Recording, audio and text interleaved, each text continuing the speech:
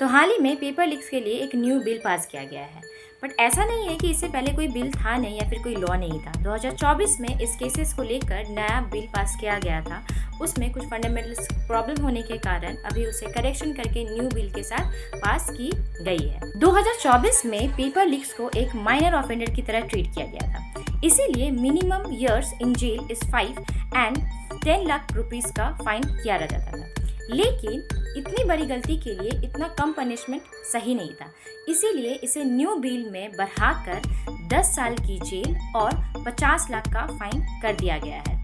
और अगर किसी भी केस में सर्विस प्रोवाइडर इन्वॉल्व रहते हैं तो पुराने बिल के अकॉर्डिंग उन पर 1 करोड़ का फाइन लगता था और 4 साल की डिस्बार्समेंट होती थी। लेकिन इतने बड़े सर्विस प्रोवाइडर के लिए ये बहुत कम अमाउंट था, इसीलिए न्यू बिल में इसे बढ़ाकर 8 साल का डिस्बार्समेंट और फाइन 5 करोड़ कर दी गई है। और सबसे अच्छी बात तो ये है, ये पेपर लीक केसेस को सॉल्व करने में जहाँ पे लंबा टाइम लग जाता था, इसकी कोई डेडलाइन नहीं थी, न्यू बिल में इसके लिए इन्वेस्टिगेशन के लिए 2 महीना और ट्रायल के लिए 3 महीना का डेडलाइन भी दिया गया है।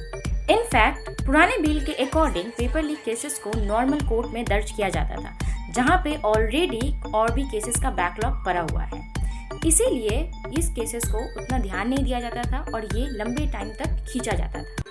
इसीलिए सारे स्टेट्स में न्यू बिल के अकॉर्डिंग नया फास्ट ट्रैक कोर्ट बनाया जाएगा ये पेपर लीक केसेस को सॉल्व करने के लिए। आई होप सारे प्रोविजंस भी प्रॉपरली इम्प्लीमेंट हो and let me know what you think in comment box. Thank you.